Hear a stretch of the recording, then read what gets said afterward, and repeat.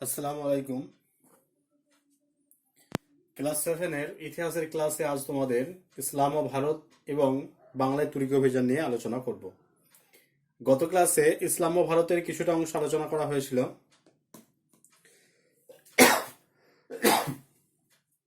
আজ বাকি অংশটা নিয়ে আলোচনা করব, তারপর বাংলায় তুর্কি অভিযান নিয়ে আলোচনা করব। দেখো, এরপর টুকরো কথার মধ্যে তোমাদের দুটো জিনিস আছে, খলিফা এবং খিলাফত। খলিফা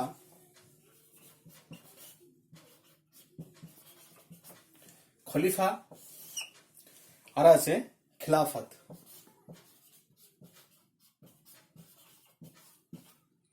এই দুটো জিনিস একটু বুঝিয়ে দিই, টুকরো কথার মধ্যে আছে। তাহলে খলিফা শব্দের অর্থ হচ্ছে কি না প্রতিনিধি।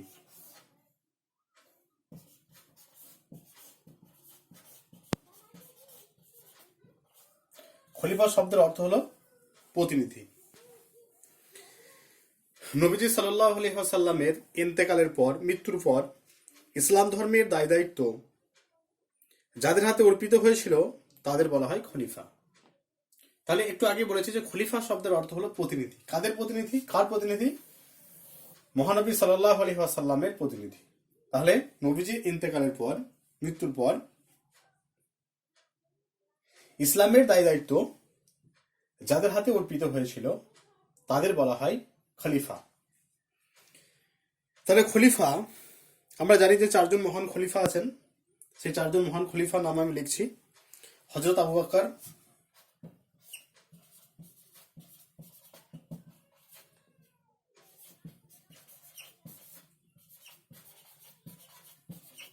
আর খলিফাদের নামের পাশে কি লিখতে হয়? রাদিয়াল্লাহু আনহু। হযরত আবু বকর, হযরত ওমর,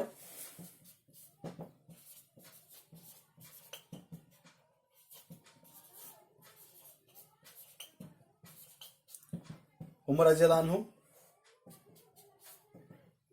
হযরত ওসমান রাদিয়াল্লাহু আনহু,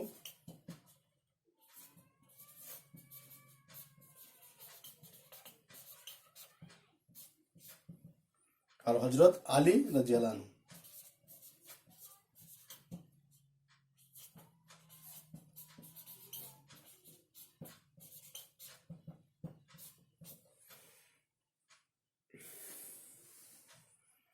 তাহলে নবীজির ইন্তেকালের পর ইসলাম ধর্মের দায় দায়িত্ব যাদের হাতে অর্পিত হয়েছিল তাদের বলা হয় খলিফা। খলিফা শব্দের অর্থ হলো প্রতিনিধি। তাহলে চারজন খলিফা, মহান খলিফা চারজন। দেখো, পরপর আমি নামগুলো লিখেছি। হযরত আবু বকর রাদিয়াল্লাহু আনহু, হযরত ওমর রাদিয়াল্লাহু আনহু, হযরত ওসমান রাদিয়াল্লাহু আনহু এবং হযরত আলী রাদিয়াল্লাহু আনহু। এই যে চারজন, এই চারজন মহান খলিফার যে সময়কাল বা রাজত্বকাল সেটাকে বলা হয় খুলাফায়ে রাশেদিন। কি বলা হয় সেটা আমি লিখে দিচ্ছি। তাহলে এই চারজন মহান খলিফার যে সময়কাল, সেই সময়কালকে বলা হয় খোলাফায়ে রাশেদিন।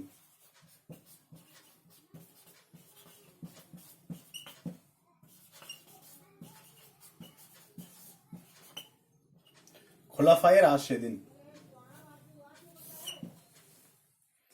এরপর জানবো যে খলিফা কি, এরপর খিলাফত বলতে কি বুঝি? খিলাফত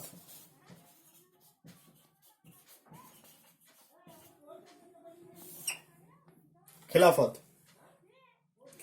ইসলাম ধর্মের ক্ষমতা যেসব অঞ্চলে ছড়িয়ে পড়েছিল তাকে বলা হয় দারুল ইসলাম।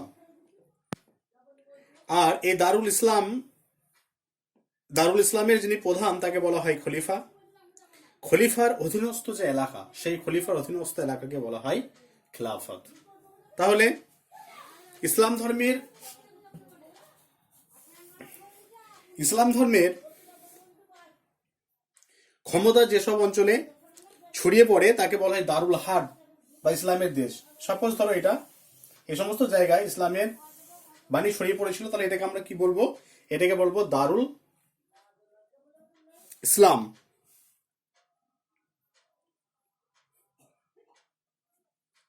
দারুল ইসলাম।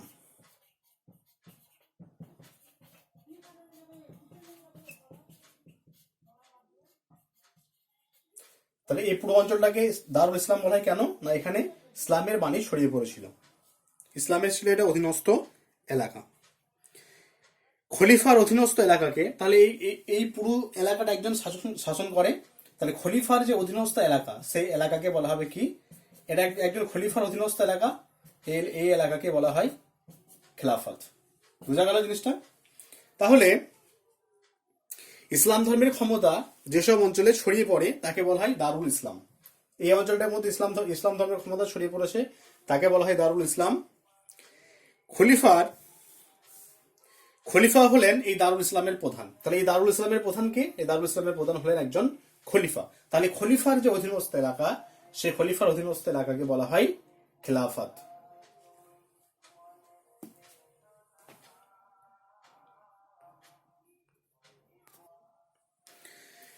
712 খ্রিস্টাব্দে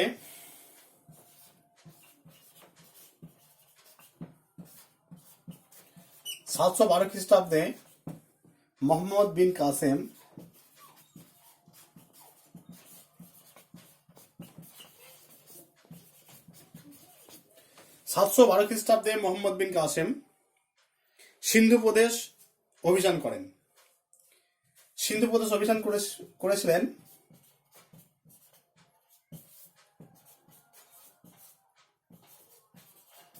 712 খ্রিস্টাব্দে মোহাম্মদ বিন কাসেম সিন্ধু প্রদেশ অভিযান করেন। সে সময় সিন্ধুর শাসক কে ছিলেন? দাহির। সিন্ধুর শাসনকর্তা ছিলেন দাহির। তার দাহিরকে পরাজিত করেছিলেন কে? মোহাম্মদ বিন কাসেম। তাহলে মোহাম্মদ বিন কাসেম 712 খ্রিস্টাব্দে সিন্ধু প্রদেশের শাসনকর্তা দাহিরকে পরাজিত করেছিলেন এবং তিনি আস্তে আস্তে তাহলে সিন্ধু প্রদেশ মোহাম্মদ বিন কাসেমের অধীনস্থ হলো। অধীনস্থ হওয়ার পর এরপর আস্তে আস্তে সাম্রাজ্য প্রসারিত হচ্ছে। সিন্ধু প্রদেশ, মুলতান এবং উত্তর পশ্চিম ভারতে কিছু অঞ্চল দখল করেছিলেন মোহাম্মদ বিন কাসেম। মোহাম্মদ বিন কাসেমের মৃত্যুর পর তারা ধীরে ধীরে ওই অঞ্চল থেকে সরে যেতে থাকে। আরবরা 9ম শতাব্দীর শেষের দিকে ভারতে অভিযান বন্ধ করে দেয়। তাহলে প্রথম ভারতে অভিযান করেছিলেন কে? মোহাম্মদ বিন কাসেম 712 খ্রিস্টাব্দে প্রথম ভারত অভিযান করেন এবং ভারতবর্ষে ইসলামের যে বীজ, সেই ইসলামের বীজটা বপন করেছিলেন মোহাম্মদ বিন কাসেম 712 খ্রিস্টাব্দে। এবং 712 খ্রিস্টাব্দে তিনি যে সিন্ধু প্রদেশ অভিযান করলেন, সেই সময় সিন্ধুর শাসনকর্তা কে ছিলেন? সিন্ধু প্রদেশের শাসনকর্তা ছিলেন দাহির। তিনি দাহিরকে পরাজিত করে ভারতবর্ষে ইসলামের বীজটা বপন করলেন এবং আস্তে আস্তে সিন্ধু প্রদেশ থেকে মুলতান এবং উত্তর পশ্চিম ভারত তিনি দখল করলেন। এবং যখন মোহাম্মদ বিন কাসেমের মৃত্যু ঘটল, মৃত্যুর পরপরই কিন্তু এই আরবরা ভারতবর্ষের যে অভিযান, সেই অভিযানটা আবার বন্ধ করে দেয়। তাহলে আরবরা অভিযান বন্ধ করে দেয়। আরবদের পর তুর্কিরা ভারতের সম্পদের টানে ভারতবর্ষ আক্রমণ করতে উদ্যত হয়। আর আমরা জেনেছি আগেই, ক্লাস 6-এ আমরা জেনেছি যে ভারতবর্ষ হচ্ছে এমন একটা দেশ, বিদেশিদের কাছে ভারতবর্ষ হচ্ছে সম্পদে পরিপূর্ণ বা সম্পদশালী একটা দেশ।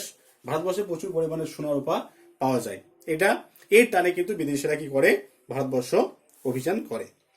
তাহলে সেই একই রকম টানে খ্রিস্ট 11 এবং 12 শতাব্দীতে গজনির সুলতান মাহমুদ এবং ঘুরের শাসক মুইজুদ্দিন মোহাম্মদ সাম, যিনি মোহাম্মদ ঘুরি নামে পরাজিত, এরা দুজনেই কিন্তু ভারতবর্ষ অভিযান করেছিলেন।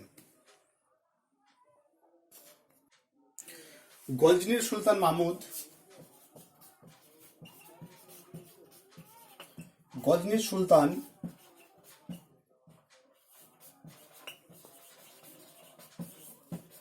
মাহমুদ 1000 থেকে 1027 এই সময়কালে, 1000 থেকে 1027 এই সময়কালে তিনি মোট 17 বার তিনি ভারতবর্ষ অভিযান করেছিলেন, ভারতবর্ষ আক্রমণ করেছিলেন। তাহলে গজনির সুলতান মাহমুদ 1000 থেকে 1027 এই খ্রিস্টাব্দে, তাহলে মোট 27 বছরের মধ্যে তিনি ভারতবর্ষ অভিযান করেছিলেন 17 বার। তাহলে এই সুলতান মাহমুদ, দেখো, সুলতান মাহমুদ ঐতিহাসিকদের চোখে ছিলেন লুণ্ঠনকারী।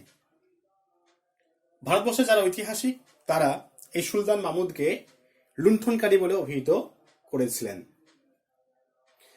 সুলতান মাহমুদ কি করেছিলেন? সুলতান মাহমুদ, কথিত আছে যে সুলতান মাহমুদ নাকি ভারতবর্ষের যে সম্পদ, সেই সম্পদগুলো লুটপাট করে নিয়ে তিনি এই গজনি চলে যান। খুব সূক্ষ্মভাবে যদি আমরা বিশ্লেষণ করি তাহলে বলতে পারি যে গজনী সুলতান মাহমুদ ভারতবর্ষের যে ঐশ্বর্য তিনি লুণ্ঠন করেছিলেন তার পেছনে একটা কারণ ছিল। কি কারণ? না, তিনি ভারতবর্ষের যে সম্পদ, সেই সম্পদগুলো লুণ্ঠন করে নিজের দেশে নিয়ে যান এবং নিজের দেশে সেগুলোকে জনকল্যাণমূলক কাজে ব্যয় করেন। মাদ্রাসা মসজিদ প্রতিষ্ঠা করেন, রাস্তাঘাট নির্মাণ করেন, কূপ খনন করেন, বড় বড় জলাশয় খনন করেন, যেখান থেকে সাধারণ মানুষরা উপকৃত হয়। তাহলে এই সমস্ত কাজের জন্য তিনি সেই সম্পদকে ব্যয় করেছিলেন।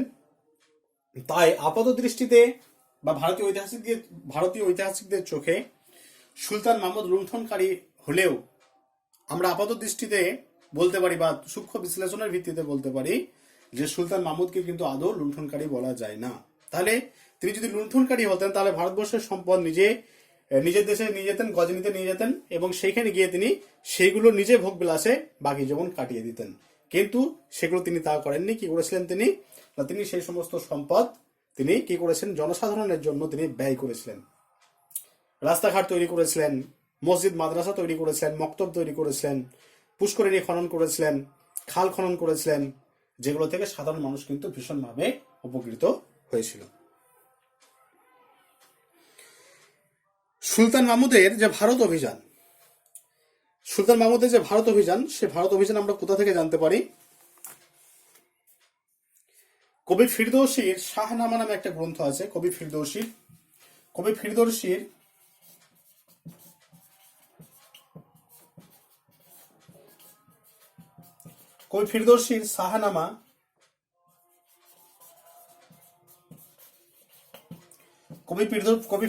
শাহনামা গ্রন্থ থেকে আমরা সুলতান মাহমুদের ভারত অভিযান সম্পর্কে জানতে পারি।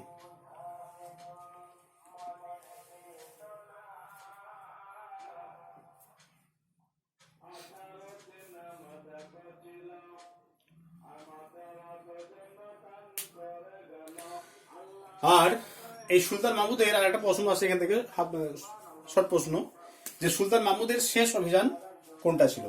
তাহলে সুলতান মাহমুদের শেষ অভিযান ছিল 1026 খ্রিস্টাব্দে সোমনাথ মন্দির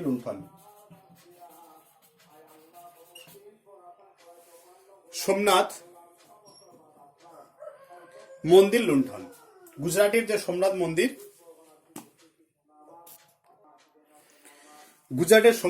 লুণ্ঠন।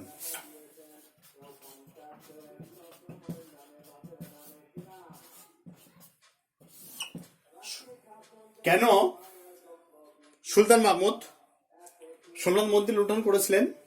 কথিত আছে যে 16 নম্বর যেটা অভিযান, 16তম যেটা সুলতান মাহমুদের অভিযান ছিল, সেই 16তম অভিযানে গুজরাটের মানুষরা সুলতান মাহমুদকে ভীষণ কষ্ট দিয়েছিল। এর প্রতিশোধ নেওয়ার জন্য 17তম অভিযান করেছিলেন এই সোমনাথ মন্দির লুণ্ঠন। এই গুজরাটের মানুষদেরকে উচিত শিক্ষা দেওয়ার জন্য সুলতান মাহমুদ 17 নম্বর অভিযানটা করেছিলেন এবং গুজরাটের যারা মানুষ তাদেরকে শিক্ষা দিয়েছিলেন এবং সোমনাথ মন্দিরে যে সমস্ত ধনরত্ন ছিল সেই সমস্ত ধনরত্ন তিনি লুণ্ঠন করে নিজের দেশে নিয়ে যান।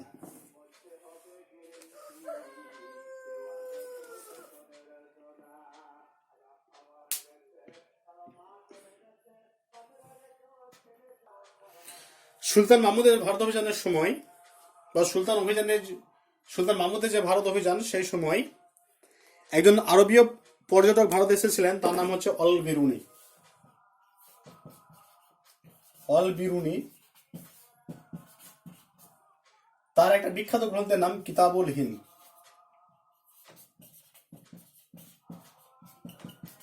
এই কিতাবুল হিন্দ গ্রন্থ থেকেও কিন্তু কিতাবুল হিন্দ বা কিতাবুল তহকক-ই হিন্দ, একই নাম, তহকক-ই হিন্দ, কিতাবুল হিন্দ বা তহকক-ই হিন্দ, এই গ্রন্থ থেকে কিন্তু এই সুলতান মাহমুদের ভারত অভিযান সম্পর্কেও অনেক তথ্য জানা যায়। এরপর দেখো আরেকজন তুর্কি মোহাম্মদ ঘুরি, তিনিও কিন্তু ভারতবর্ষ অভিযান করেছিলেন 1191 খ্রিস্টাব্দে। তরাইনের প্রথম যুদ্ধে তরাইনে যে প্রথম যুদ্ধ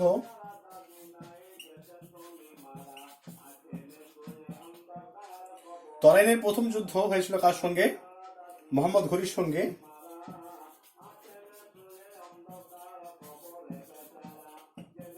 মোহাম্মদ ঘুরির সঙ্গে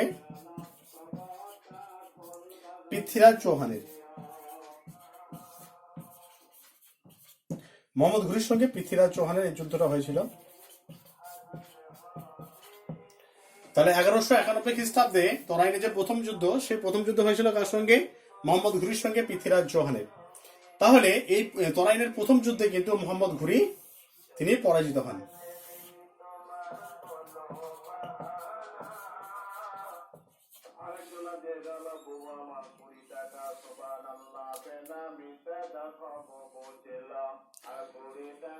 মোহাম্মদ ঘুরি পরাজিত হয় মোহাম্মদ ঘুরি। ঠিক তার পরের বছর 1192 খ্রিস্টাব্দে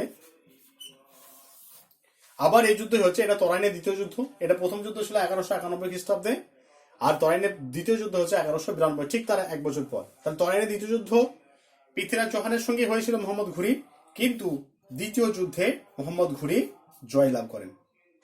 দ্বিতীয় যুদ্ধে, তরাইনের যে দ্বিতীয় যুদ্ধ, সেই দ্বিতীয় যুদ্ধে মোহাম্মদ ঘুরি কিন্তু জয়লাভ করেন।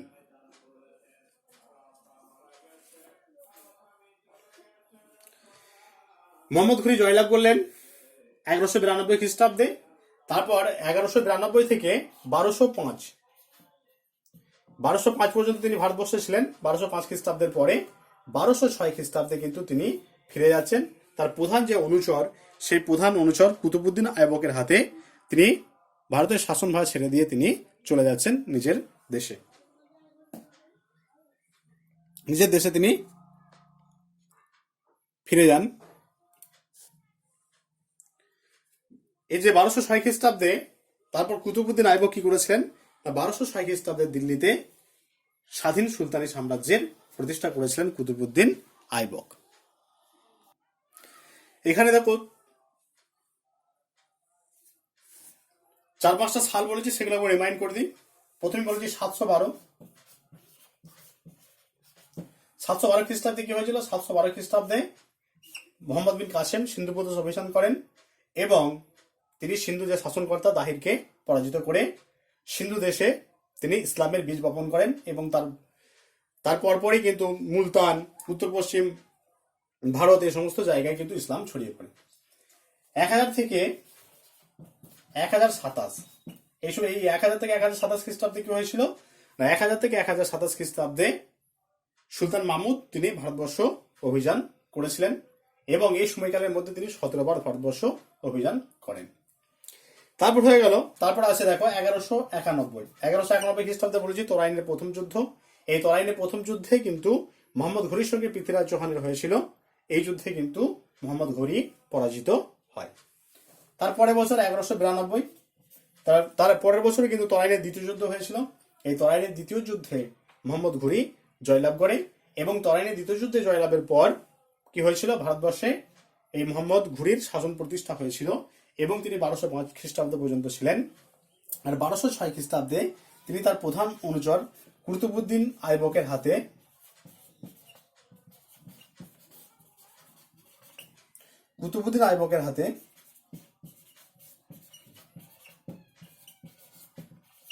শাসনভার ছেড়ে দেন। শাসনভার ছেড়ে দিয়ে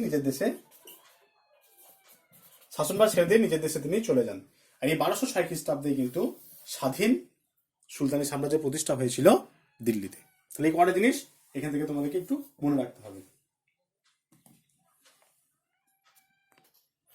দেখো, এরপর একটা পার্থক্য আমরা লিখবো বা পার্থক্য একটা আমরা রেডি করব। পার্থক্যটা হচ্ছে কি না, সুলতান মাহমুদ এবং মোহাম্মদ ঘুরির ভারত অভিযানের মধ্যে পার্থক্য। 2 নম্বরে প্রশ্ন পড়ে তোমাদের যে সুলতান মাহমুদ এবং মোহাম্মদ ঘুরির ভারত অভিযানের মধ্যে কি কি পার্থক্য দেখা যায় বা কি কি পার্থক্য তোমার চোখে পড়ে। তাহলে এরকম পার্থক্য যদি হয় তাহলে 3টে পার্টে ভাগ করবো আমরা। বিষয়, সুলতান মাহমুদ এবং মোহাম্মদ ঘুরি। তাহলে বিষয়ে প্রথমেই যে বিষয়টা নিয়ে আলোচনা করবো সেটা হচ্ছে উদ্দেশ্য।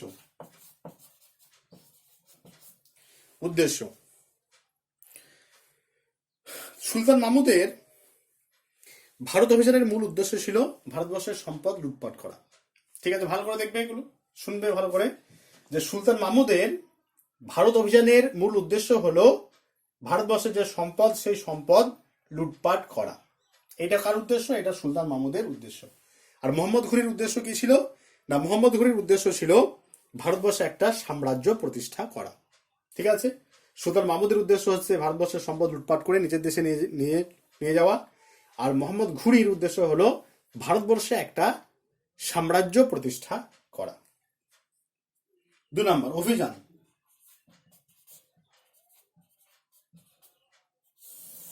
অভিযান 1000 থেকে 1027, 1000 থেকে 1027, এটা হচ্ছে 1191, 1192।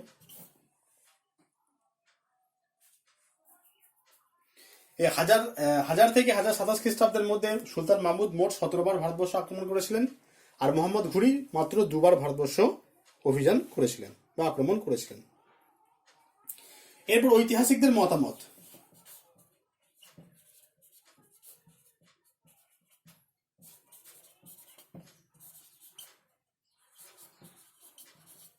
ঐতিহাসিকদের মতামত বলতে ঐতিহাসিকরা কি বলছেন, কি ব্যাখ্যা দিচ্ছেন ঐতিহাসিকদের মতামত বলতে? তাহলে একটু আগে আমরা বলেছি যে ঐতিহাসিকদের চোখে সুলতান মাহমুদ ছিলেন লুণ্ঠনকারী। সুলতান মাহমুদ ছিলেন ঐতিহাসিকদের চোখে লুণ্ঠনকারী, কিন্তু মোহাম্মদ ঘুরি ঐতিহাসিকদের চোখে লুণ্ঠনকারী ছিলেন না। আর একটা পয়েন্ট আমরা আলোচনা করব,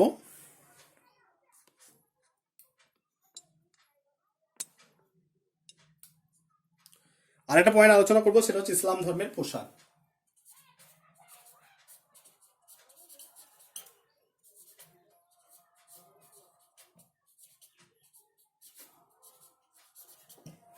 ইসলাম ধর্মের প্রসার। সুলতান মাহমুদ ভারতবর্ষে ইসলাম ধর্মের প্রসার ঘটাতে চেয়েছিলেন, আর মোহাম্মদ ঘুরি ইসলাম ধর্মের প্রসারের সঙ্গে সঙ্গে, ইসলাম ধর্মের প্রসার তো আছে, ইসলাম ধর্মের প্রসারের সঙ্গে সঙ্গে তিনি শাসন ব্যবস্থাও প্রতিষ্ঠা করতে চেয়েছিলেন ভারতবর্ষে। তাহলে সুলতান মাহমুদ শুধুমাত্র ভারতবর্ষে ইসলাম ধর্মের প্রসার ঘটাতে চেয়েছিলেন, আর মোহাম্মদ ঘুরি কি চেয়েছিলেন? ইসলাম ধর্মের প্রসারের সঙ্গে সঙ্গে ভারতবর্ষের শাসন প্রতিষ্ঠা করা। তাহলে এই 4টা পার্থক্য দেবে। উদ্দেশ্য হচ্ছে কি? সুলতান মাহমুদের ভারতবর্ষ অভিযানের মূল উদ্দেশ্য হচ্ছে ভারতবর্ষের সম্পদ লুণ্ঠন করা, লুটপাট করা। আর মোহাম্মদ ঘুরি ভারতবর্ষ অভিযানের উদ্দেশ্য কি? না, ভারতবর্ষের সম্পদকে লুটপাট নয়, ভারতবর্ষে একটা সাম্রাজ্য প্রতিষ্ঠা করা। অভিযানের সময়কাল কত? 1000 থেকে 1027। এই সময়কালে মোট 17 বার সুলতান মাহমুদ ভারতবর্ষ অভিযান করেছিলেন, আর মোহাম্মদ ঘুরি 1191 থেকে 92 খ্রিস্টাব্দের মধ্যে মোট 2 বার ভারতবর্ষ আক্রমণ করেন। তাহলে ঐতিহাসিকদের মতামত সুলতান মাহমুদ সম্পর্কে কি বলেছেন? সুলতান মাহমুদ সম্পর্কে ঐতিহাসিকরা বলেছেন যে সুলতান মাহমুদ ছিলেন ভারতবর্ষের লুণ্ঠনকারী, ভারতবর্ষের সম্পদ তিনি লুটপাট করে নিয়ে চলে গেছেন। আর মোহাম্মদ ঘুরি সম্পর্কে ঐতিহাসিকদের সেরকম কোনো মতামত ছিল না, বা ঐতিহাসিকদের চোখে মোহাম্মদ ঘুরি কিন্তু লুণ্ঠনকারী ছিলেন না। ইসলাম ধর্মের প্রসার। সুলতান মাহমুদ ভারতবর্ষে শুধুমাত্র ইসলাম ধর্মের প্রসার ঘটাতে চেয়েছিলেন, আর মোহাম্মদ ঘুরি ইসলাম ধর্মের প্রসারের সঙ্গে সঙ্গে ভারতবর্ষে একটা সাম্রাজ্য তিনি প্রতিষ্ঠা করতে চেয়েছিলেন। দেখো, বাংলায় তুর্কি আক্রমণ, এটা আগে আলোচনা করেছি যখন সেনযুগ পড়িয়েছি, তখন এটা আগে আলোচনা করা হয়েছিল। 1204-5 খ্রিস্টাব্দে 1204-5 খ্রিস্টাব্দে ইখতিয়ার উদ্দিন মোহাম্মদ বিন বখতিয়ার খলজি, নামটার সঙ্গে আগে তোমাদের পরিচয় আছে, এর আগে আমি লিখেছি বলে। ইখতিয়ার উদ্দিন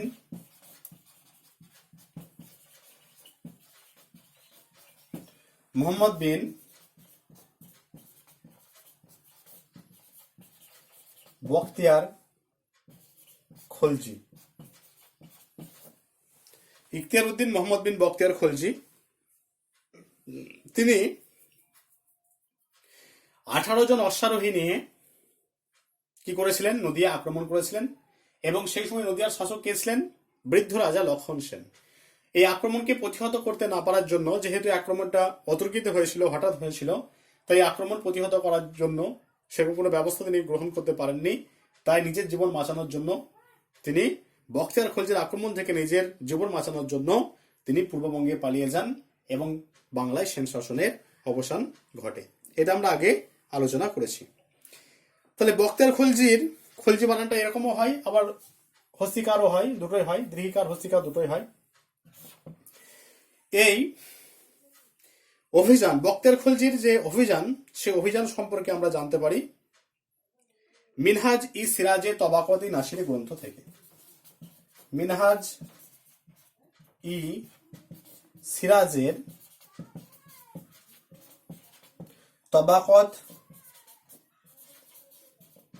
ই নাসিরি এই গ্রন্থ থেকে আমরা জানতে পারি। এটা মনে হয় আগে একবার বলা হয়েছে আশা করি। তাহলে মিনহাজি সিরাজের তবাকত ই নাসিরি থেকে আমরা, মিনহাজি সিরাজের তবাকত ই নাসিরি গ্রন্থ থেকে আমরা বখতিয়ার খলজি, সংক্ষেপে বলা হয় বখতিয়ার খলজির ভারত অভিযান সম্পর্কে জানতে পারি।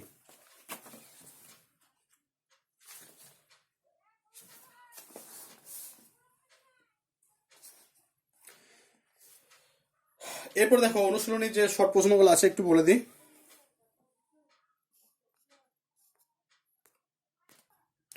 তোমাদের টেক্সট বই যাদের আছে পেজ নম্বর 23, অনুশীলনী দেখবে আছে, অনুশীলনী 23। আমি শুধু উত্তরগুলো বলছি, একবার সবাই রেডি করে নেবে এগুলো। একে দাগের ক, বঙ্গনামের প্রথম উল্লেখ পাওয়া যায় ঐতরেয় আরণ্যকে।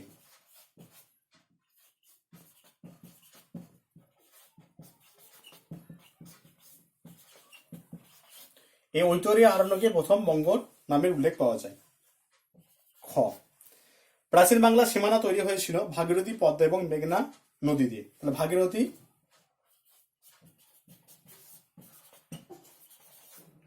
পদ্মা ও মেঘনা দিয়ে,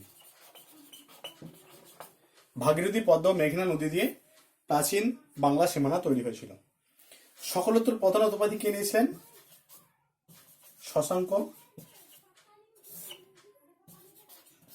ঘয়টা আছে, কৈবর্ত বিদ্রোহের একজন নেতা ছিলেন ভীম।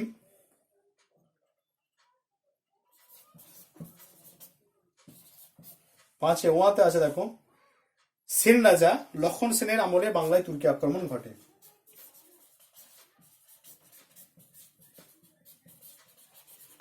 সেন রাজা লক্ষণ সেনের আমলে বাংলায় তুর্কি আক্রমণ ঘটে। আর শেষ সুলতানি যুগে একজন ঐতিহাসিক ছিলেন মিনহাজি সিরাজ।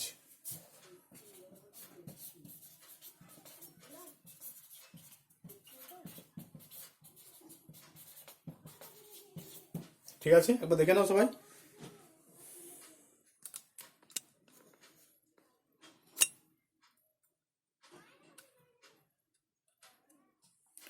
একটা হবে ঐতরেয় আরণ্যক, কয়েকটা হবে ঐতরেয় আরণ্যক, তারপরটা ভাগীরথী, পদ্মা, মেঘনা, তারপরটা শশাঙ্ক, তারপরটা ভীম, তারপরটা লক্ষণ সেন, তারপরটা হচ্ছে মিনহাজি সিরাজ। আর একটা তোমাদের স্তম্ভ আছে, সেই স্তম্ভটা আমি দেখিয়ে দিচ্ছি। আচ্ছা, ম্যাচিংটা দেখো। এরপর কয় স্তম্ভ আছে? বজ্রভূমি,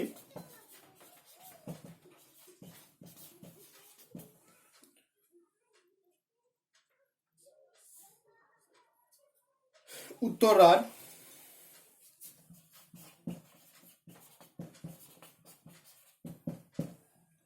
তারপরে আছে লোটো মোচি, লোটো মোচি,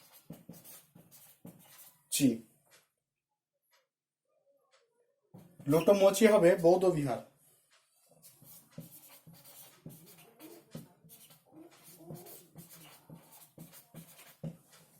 তারপরে আছে গঙ্গাইকোন্ড চোল, গঙ্গাইকোন্ড চোল,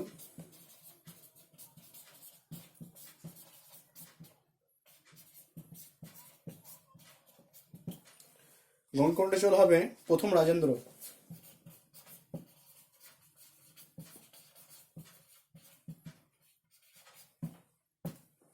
তারপর আছে গৌরবহ,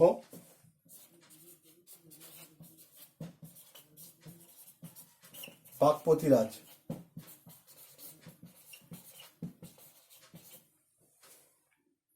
হরিকেল,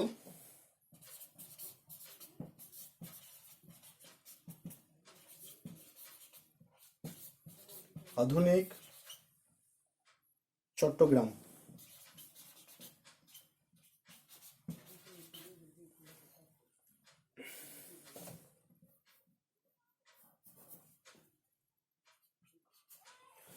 তারপরে আছে কিতাবুল হিন্দ, কিতাবুল হিন্দ,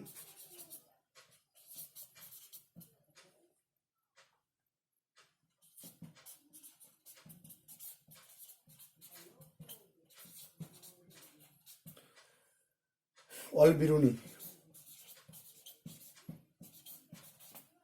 আচ্ছা একবার দেখে নাও সবাই। বজ্রভূমি হচ্ছে উত্তররার, আমি সঠিক ম্যাচিংটা সঠিক যেটা হবে সেটা করেছি। বজ্রভূমি উত্তররার, লো টো মোছি এর হবে বৌদ্ধ বিহার, গঙ্গাইকুণ্ড চোল প্রথম রাজেন্দ্র, গৌরবহ বাগপতিরাজ, আর হরিকেল আধুনিক চট্টগ্রাম, কিতাবুল হিন্দ, অল বেরুনি। ঠিক আছে, তোমাদের এখন পর্যন্ত আজকে আলোচনা করা হলো। যদি কারো কিছু অসুবিধা হয় আমাকে অবশ্যই জানাবে, হোয়াটসঅ্যাপে মেসেজ করবে যে এই জায়গাটা অসুবিধা হচ্ছে। আর তোমাদের যে পরীক্ষা, সেই পরীক্ষায় আমি সিলেবাস দিয়েছি। পরীক্ষায় কতটা হবে? পরীক্ষা হবে তোমাদের এই ইসলাম ও ভারতের আগে পর্যন্ত। ইসলাম ও ভারতের আগে পর্যন্ত যে সমস্ত প্রশ্নগুলো হয় সেগুলো সবাই একটু দেখবে, সেখান পর্যন্ত পরীক্ষা হবে। ঠিক আছে।